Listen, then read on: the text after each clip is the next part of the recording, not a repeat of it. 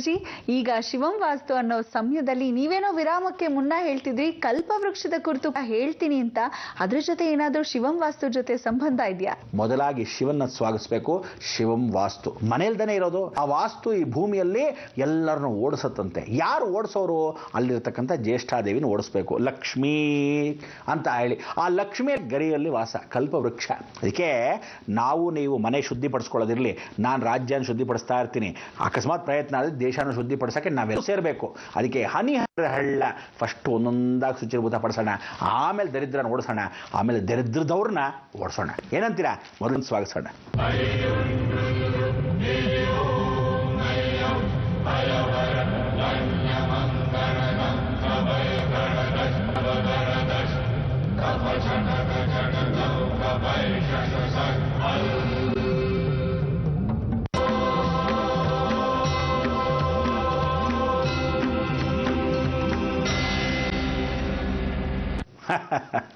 ಆನಂದ ಪರಮಾನಂದ.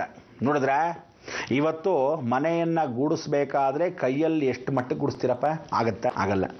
ಅಂದರೆ ಹೂವು, ನಾವು ಹುಲ್ಲುಗಳನ್ನೇ ಹುಲ್ಲುಗಳು ಅಂತ ಹೇಳ್ತೀವಿ. ಆ ಹೂ ಕಡ್ಡಿಗಳನ್ನ ಹುಲ್ಕಡ್ಡಿ ಆಗಿರ್ತಕ್ಕಂಥದ್ದು, ಕಡ್ಡಿ ಇರತಕ್ಕಂಥ ವಿಚಾರವನ್ನು ತಗೊಂಡು ಹೂ ಪರ್ಕೆ ಅಂತ ಇರ್ತಿದ್ವಿ. ಈ ಹೂ ಪರ್ಕೆ ಮನೆಯೊಳಗೆ ಗುಡಿಸ್ತಿದ್ವಿ, ಅಂಗಳವನ್ನು ಗುಡಿಸ್ತಿದ್ವಿ, ಎಲ್ಲ ಮಾಡ್ತಿದ್ವಿ. ಆದರೆ ಹೊರಭಾಗದಲ್ಲಿ ಸೆಗಣಿ ನೀರನ್ನು ಸಾರಿಸಿದ ಕಸವನ್ನು ತೆಗಿಬೇಕಾದ್ರೆ ಪ್ರತಿಯೊಬ್ಬರಿಗೂ ಕಡ್ಡಿ, ಅಂದರೆ ಆ ಕಾಲದಲ್ಲಿ ಮಾನವ ಎಷ್ಟು ಮಟ್ಟಿಗೆ ಉಪಯೋಗಿಸ್ಕೊಂಡಿರ್ತಕ್ಕಂಥ ಈ ಕಡ್ಡಿ ಪರ್ಕೆಯನ್ನು ಹೊರಭಾಗ, ಕಡ್ಡಿ ಪರ್ಕೆ ಹೊರ, ಹೂ ಪರ್ಕೆ ಒಳಗಡೆ. ಅಲ್ಲೂ ಯೋಚನೆ ಮಾಡ್ತಿದ್ದ, ಕಡ್ಡಿ ಪರ್ಕೆ ಮನೆ ಒಳಗೆ ಗುಡಿಸೋಕ್ಕಾಗಲ್ಲ. ಎಷ್ಟು ಬುದ್ಧಿವಂತ ನೋಡ್ರಿ ಮನುಷ್ಯ. ಅದೆಲ್ಲ ತಾತನ ಕಾಲದಿಂದ ತಂದಿರೋದನ್ನ ಇವತ್ತಿನ ಕಾಲಕ್ಕಾಗತ್ತಾ? ಇವತ್ತು ಯಾವುದೋ ಬೊಂಬೈ ಪರ್ಕೆ ಅಂತೆ, ಅದು ತಗೋಬರೋದು ಮುಕ್ಕಾಲು ಭಾಗ ಅದೇ ಧೂಳಾಗಿರುತ್ತೆ ನಮ್ಮ ಮನೆಯಲ್ಲ. ಆದರೆ ಅದ್ರಲ್ಲಿ ನೋಡಿ ಹೂ ಪರ್ಕೆಲ್ ಗುಡಿಸುವಾಗ ಒಂದು ಕಡ್ಡಿ ಇರ್ತಿಲ್ಲ, ಎಷ್ಟು ಕ್ಲೀನಾಗಿ ಶುಚಿರ್ಭೂತವಾಗಿರುತ್ತೆ. ಹೆಂಗಸರು ಬಗ್ಗೆ ಗುಡಿಸ್ಬೇಕು, ಅರ್ಥ ಆಯ್ತಾ? ಸೊಂಟ ಬಗ್ಗೆ ಗುಡಿಸಿದ್ರೆ ಕೆಲಸವಾಗತ್ತೆ.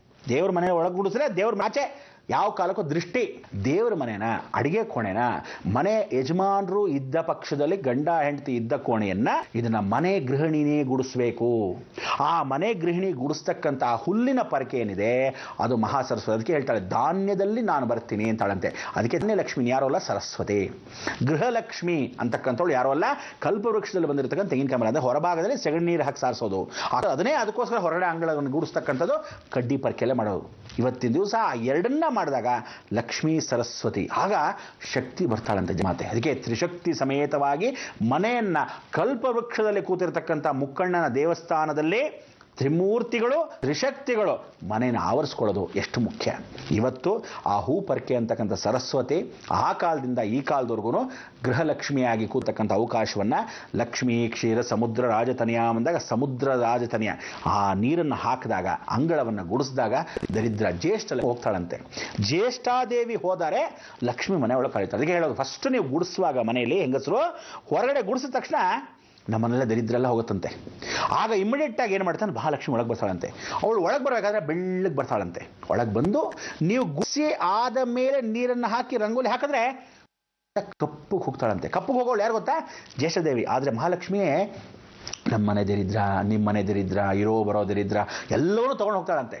ಎಲ್ಲ ಶುಚಿರ್ಭೂತ ಮಾಡಿಕೊಂಡು ಊರೆಲ್ಲ ಸುತ್ತಕೊಂಡು ಮುಸ್ಸಂಜೆಯಲ್ಲಿ ಸುಸ್ತಾಗಿ ಅನಾಯಾಸವಾಗಿ ಆಗ್ತಕ್ಕಂಥ ಅವಕಾಶವನ್ನು ನಾವು ಮಾಡಬೇಕು. ಆದರೆ ಆಯಾಸವಾಗಿ ಬರ್ತಕ್ಕಂಥ ಅವಳು ಹೆಂಗೆ ಬರ್ತಾಳೆ? ಗೋಧೂಳಿಲಕ್ಕಂತ ಬರ್ತಾಳಂತೆ, ಗೋಗಳ ಧೂಳು ಬರ್ತಾಳಂತೆ. ಆಗ ನಾವೇನು ಮಾಡಬೇಕಂತೆ, ಮನೆ ಮುಂದೆ ದೀಪವನ್ನು ಇಟ್ಟು ಶಾಂತಿ ಶಾಂತಿ ಲಕ್ಷ್ಮೀ ಬಾ ಅಂತ, ಇಲ್ಲಿ ಶಾಂತಿ ನೆಲೆಸಿದೆ, ಇಲ್ಲಿ ಬಂದು ನೆಲೆಸು ಅಂತೇಳಿ ಆ ಹೊಸದನ್ನ ಸ್ವಾಗತ ಮಾಡಿ. ಆಗ ಅವಳು ಹೇಳ್ತಾಳಂತೆ, ಓ ಲಕ್ಷ್ಯ ಸಾಧನೆಯನ್ನು ಮಾಡ್ತಕ್ಕಂಥ ಇವನು ದೀಪವನ್ನು ಹಚ್ಚಿ ನನ್ನ ಸುತ್ತಾ ಇರೋದನ್ನ ಮುಸ್ಸಂಜೆ ಹೊತ್ತಲ್ಲಿ ಗುಡಿಸಿ ಸಾರಿಸಿ ರಂಗೋಲಿಯನ್ನು ಹಾಕಿರ್ತಕ್ಕಂಥ ಈ ಮನೆಗೆ ದೀಪವನ್ನು ಹಚ್ಚಿದ ಮೇಲೆ ನಾನು ಕಾಲಿಡ್ತಿಂದ ಬಲಗಾಲ್ಗಿಡ್ತಾಳೆ. ಆಗ ನಿಮಗೆಲ್ಲ ಏನು ಹೇಳಿದ್ದೀನಿ, ಮೇಲ್ಗಡೆ ಲಕ್ಷ್ಮೀನಾರಾಯಣ ಸಮೇತ ಅಷ್ಟಲಕ್ಷ್ಮಿ ಬ್ಲಾಕ್ ಅವಳು ಬಂದು ಹೊಸದ ಮೇಲೆ ಕಾಲಿಡ್ತಾಳೆ, ಲಾಕ್ ಆಗಿಬಿಡ್ತಾಳೆ. ಎದುರುಗಡೆ ಲಕ್ಷ್ಮೀ ನರಸಿಂಹಸ್ವಾಮಿ ನೋಡ್ತಾ ಇದ್ದಾನೆ. ಹರಿದ್ರಾಲಂಕಾರಂ ದಾರಿದ್ರ ಪರಿನಾಶನಾರ್ಥಂ ಕುಂಕುಮಾಲಂಕಾರಂ ಲಕ್ಷ್ಮೀಭೂಷಿತಂ ಲಕ್ಷ್ಮೀ ನಾರಸಿಂಹ ತೊಡೆ ಮೇಲೆ ಲಕ್ಷ್ಮೀನ ಕೂರಿಸ್ಕೊಂಡ್ಬಿಡ್ತಾನೆ. ಅಂದರೆ ಸಾಯಂಕಾಲ ಬಂದ ಲಕ್ಷ್ಮೀ ನರಸಿಂಹ ಮನೆ ಒಳಗೆ ಬಂದು ಲಕ್ಷ್ಮೀನ ಕೂರಿಸ್ಕೊಂಡ್ಬಿಡ್ತಾನೆ ತೊಡೆ ಮೇಲೆ. ಹೋದ ಲಕ್ಷ್ಮಿಯನ್ನು ಹೊರಗಡೆ ಬಿಡದೆ ಲಕ್ಷ್ಯವನ್ನು ಸಾಧಿಸೋಕ್ಕೆ ನಮ್ಮ ಹಳೆ ಮೇಲೆ ಅದಕ್ಕೆ ಅಷ್ಟಲಕ್ಷ್ಮಿ ಮನೆ ನೋಡ್ಬೇಕು. ಅದಕ್ಕೆ ಬರೀ ಲಕ್ಷ್ಮೀ ಮನೆ ನೋಡಿದ್ರೆ ಲಕ್ಷ್ಮೀ ಸ್ಥಿರವಾಸ, ಅಷ್ಟಲಕ್ಷ್ಮಿ ನೋಡಿದ್ರೆ ಅಷ್ಟೈಶ್ವರ್ಯ ಸ್ಥಿರವಾಸ. ಅದಕ್ಕೆ ಇವತ್ತಿನ ಶಿವವಾಸ್ತುಲಿ ನೀವು ಮನೆ ಹೆಂಗಸರು ದಯವಿಟ್ಟು ಹೇಳ್ತಾ ಇದ್ದೀನಿ, ಇನ್ನು ಮೇಲೆ ಎಲ್ಲ ಕೋಣೆಗಳನ್ನು ದೊಡ್ಡದಾಗಿತ್ತು ಅಂದರೆ ಅವ್ರ ಕೈಲಿ ಗುಡಿಸಿ. ಮನೆ ಗೃಹಿಣಿ ಬೆನ್ನನ್ನು ಬಗ್ಗಿಸಿ ಸ್ನಾನವನ್ನು ಮಾಡಿದ ನಂತರ ಗುಡಿಸಿದ್ರೆ ಕೆಲವರು ಹೇಳಿ ಗೊತ್ತಾ, ಗುಡ್ಸಾದ್ಮೇಲೆ ಸ್ನಾನ ಮಾಡ್ತೀನಿ ನಾನು, ಬೆಳಗಿನ ಸಾಯಂಕಾಲ ಇರೋದು, ಮಧ್ಯಾಹ್ನದ ಮೇಲೆ ನಿಧಾನ ಗಂಡ ಮಕ್ಕಳನ್ನೆಲ್ಲ ಕಳೆದ್ಮೇಲೆ. ಯಾವತ್ತು ತಿಳ್ಕೊಳ್ಳಿ, ಮನೆ ಕಸವನ್ನು ಸ್ನಾನ ಮಾಡೇ ಗುಡಿಸಿಸ್ಬೇಕು, ಇಲ್ದೇರೆ ಮನೆ ತೊಳೆದು ಹೋಗುತ್ತೆ.